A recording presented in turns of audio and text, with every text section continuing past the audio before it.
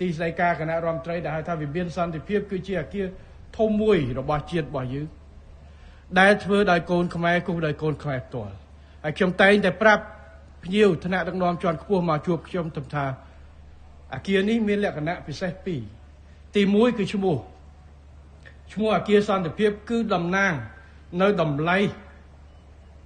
ធំបំផុតដែលកម្ពុជាប្រជាជនយើងដាក់ឲ្យគឺសន្តិភាព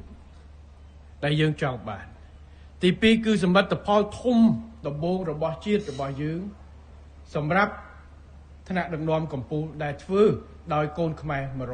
100% ហើយនេះហើយគឺជាអ្វីដែលជាមោទនភាពគេអាចសួរថាចាំបាច់អួតទៅអីបើប្រទេសគេមានច្រើនធម្មតាទេអ្នកធ្វើដាំបានដើមចេកម្ដងក៏យើងមួយដើមក៏យើងសប្បាយចិត្តដែរបែបនេះព្រោះយើងតាំងពីកាប់ដីយើងតាំងពីឃើញ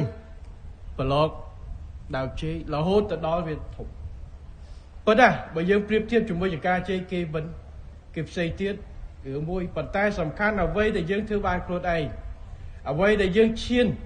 បានធ្វើឯងដំបូងគឺជាជំហានទី1ដែលជាការចាប់ផ្ដើមនៃជំហានបន្តរាប់រយរាប់ពាន់ជំហានទៅមុខគឺវាចាប់ផ្ដើមពីមួយជំហានអញ្ចឹងសមត្ថភាពដែលយើងធ្លាប់កសាងហេដ្ឋារចនាសម្ព័ន្ធកម្រិតខ្ពស់ដោយពឹងផ្អែកទៅលើជំនាញពីក្រៅយើងឈានទៅដល់កសាងសមិទ្ធផលមួយម្ដងឥឡូវយើងចាប់ផ្ដើមឈានទៅដល់ការបន្តទៀតដោយសារសមត្ថភាពជាក់ស្ដែងរបស់យើងហើយនេះគឺជាអ្វីដែលយើងត្រូវរួមគ្នាអបអរសាទរបាទព្រោះយើងធ្វើរបស់ពីរដូចគ្នាអាមួយផលិតដោយខ្លួនឯងអាមួយផលិតដោយគេយើងគិតថាយើងប្រកាសជាមានមោទនភាពខ្លួនឯងដែរ